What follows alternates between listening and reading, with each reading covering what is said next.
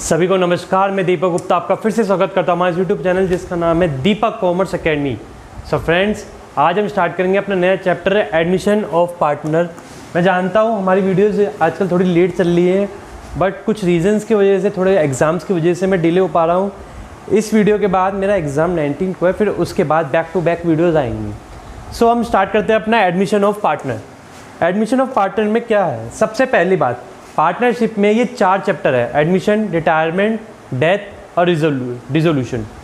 ये 4 चैप्टर आपने सीख लिए तो 30 to 35 नंबर आप अच्छे से स्कोर कर सकते हो और ये आपके प्रैक्टिकल लाइफ में भी काम आएंगे। अच्छा, एक पार्टनरशिप है, ध्यान से सुनते रहिएगा। प्रैक्टिकल सवाल 2 कराऊंगा सिर्फ समझने के लिए, ठीक है। अब उसमें हम मान लीजिए ए और बी है, ठीक है। शुरू से सब कुछ कर रहे थे, इक्वली प्रॉफिट और लॉस बांट रहे थे। एक दिन एक पार्टनर आता है सी, वो कहता है मैं 1/3 के लिए आना चाहता हूँ। अब इसके आने का पार्टनरशिप पे क्या क्या इफेक्ट पड़ेगा?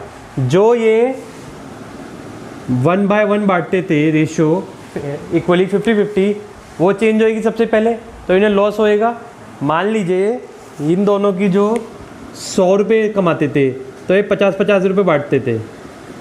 100 नहीं लेते, 120 ले लेते हैं। 100 एग्जाम्पल में सटीक नहीं बैठेगा, ठीक है। अब जब सी भी जुड़ जाएगा तो अभी 1/3 के लिए है, तो ये 40 इसके, 40 इसके और फिर 40 इसके, तो इनका शेयर तो कम हो गया ना। बट जब सी जुड़ेगा तो अपने साथ कुछ कैपिटल लाएगा, ठीक है। जब पार्टनरशिप में जुड़ रहा है कुछ गुडविल की वैल्यू भी लाएगा, ठीक। दूसरी चीज़, तीसरी बात, उसका भी लायबिलिटीज़ पे हक होएगा, कुछ लायबिलिटीज़ भी कम होएंगी। फोर्थ थिंग, एसेट्स पे भी फ़र्क पड़ेगा, कुछ एसेट्स भी डिवैल्यू होंगी।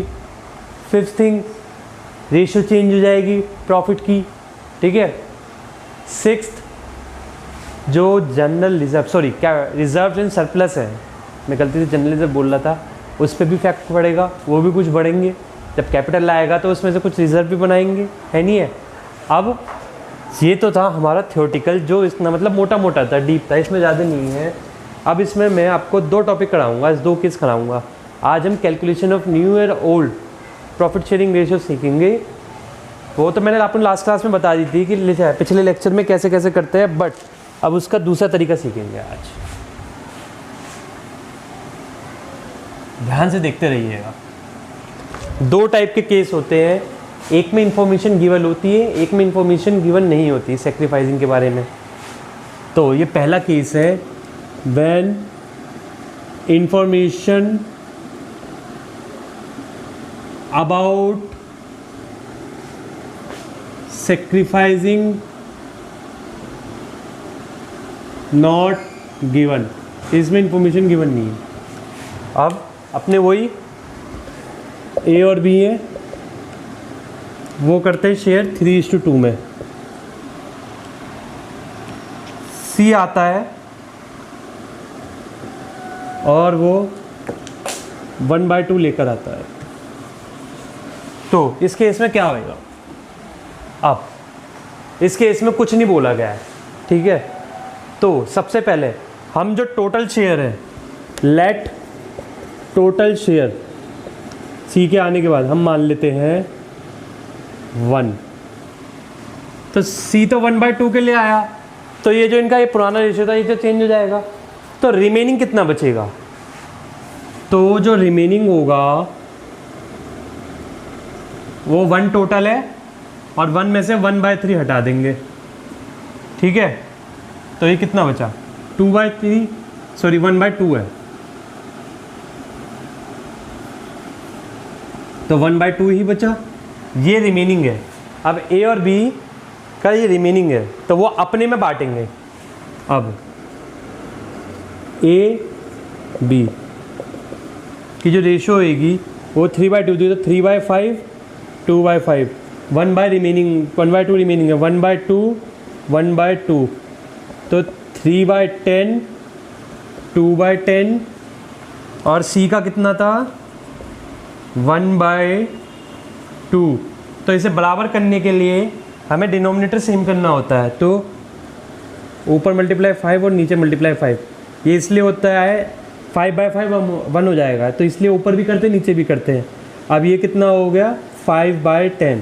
तो जो न्यू रेशियो आएगा वो कुछ इस टाइप होगा 3/10 रेशियो 2/10 रेशियो 5/10। तो 3:2:5 होगी। ये आपका पहला केस है, इसे एक बार देख लें, इसको पॉज कर लें, स्क्रीनशॉट लें। एक बार और बता देता हूँ, हमें कोई इन्फॉर्मेशन गिवन नहीं है कि पार्टनर्स किससे सेक्रीफाइस करेगा, ठीक है। 3/2 में ये पहले से ही शेयर कर रहे थे, सी आता है हाफ के लिए। टोटल शेयर 1 मान लिया, रिमेनिंग कितना बचा, जब टोटल शेयर तीनों का मिला के 1 है तो रिमेनिंग वो 1/2 उसका हटा दिया, 1 में से 1/2 गया तो हाफ बचा ये A प्लस B का, ठीक है। उसके बाद एक इसमें बांटेगा 3/5 था इसका, 1/2 बांट लेगा 3/10, 2/5 था 1/2 था 2/10 और 1/2 था ही, तो उसे बराबर करने के लिए 5/10। ये तो आपकी आ गई इस केस में। अब आता है इसका दूसरा केस। दूसरे केस के लिए एक सेकेंड, अब हम आ जाते हैं अपने नेक्स्ट केस पे। When partners take 1/5 share from A and B equally, उसने 1/5 शेयर दोनों से इक्वली लिया है, ठीक है। A और B का रेशियो ये है, C का ये है, तो इसने A से कितना लिया है और B से कितना लिया है। ये कितने के लिए आया था 1/5 के लिए, इक्वली लिया है, ये भी इक्वली इससे 1/5 लिया है, तो 1/10 और 1/10, ठीक है। तो इसने 1/10 इससे लिया है, 1/10 इससे लिया है। अब A B, ये है बहुत आसान, पिछले वाले से भी ज़्यादा, बस थोड़ा सा ध्यान देने की जरूरत है। A कितने का हिस्सेदार था 5/8 माइनस 1/10 और ये 3/8 माइनस 1/10, ठीक है। अब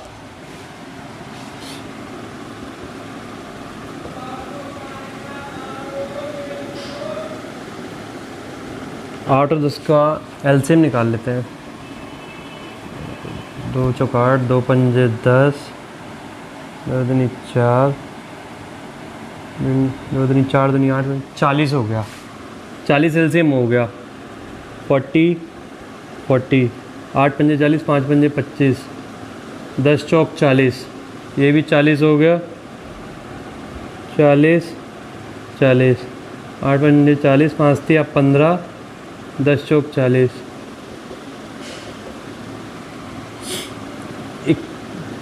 आपका 21/40, ये आपका 11/40। सी कितने के लिए था आपका 1/5 के लिए था ना। अब हम इसे बराबर करना चाहते हैं तो 8 और 8 की मल्टीप्लाई कर देंगे। चलिए डिनोमिनेटर जब सेम करेंगे जितने से नीचे डिवाइड मल्टीप्लाई होगी उतने से ऊपर होएगी, तो ये हो गया 8/40। तो ये रेशो कितनी आ गई 21/40, 11/40, 8/40। तो 21, 11, 8 ये इसकी रेशियो है। एक बार और समझ लेंगे। पार्टनर सी है, वो आया, उसका एडमिशन हुआ, मैं यहाँ लगा देता हूँ, लिख देता हूँ, सी लिखना भूल गया, ठीक है। वो 1/5 के लिए आया, पर इस बार उसने हिस्सा फर्म से ना लेकर पार्टनर से लिया इक्वली। 1/5 के लिए आया तो ए से कितना लिया 1/5 का इक्वल हाफ 1/10, बी से कितना लिया 1/5 का हाफ 1/10। अब ए कितने का हिस्सेदार था 5/8 माइनस 1/10, हाफ लिया है ना, 1/10 लिया है ना, तो ये घटा दिया, इसमें भी ये घटा दिया। और वो आया कितने के लिए था 1/5 के लिए आया था। अब हम क्या करेंगे इस केस में, बराबर बनाना है तो 8 से मल्टीप्लाई और डिवाइड, दोनों ऊपर नीचे दोनों साइड मल्टीप्लाई, ये आपका रेशियो है। ये 2 केस थे जो आज बहुत ज़रूरी थे कराने। ऐसे ही केसेस आपके आगे भी आएंगे। इसी के साथ हमारा आज का टॉपिक ख़त्म होता है। और मोर वीडियोस के लिए और अच्छे से अच्छे जानने के लिए डिस्क्रिप्शन के लिए हमारे चैनल को लाइक कीजिए, शेयर कीजिए, सब्सक्राइब कीजिए। धन्यवाद।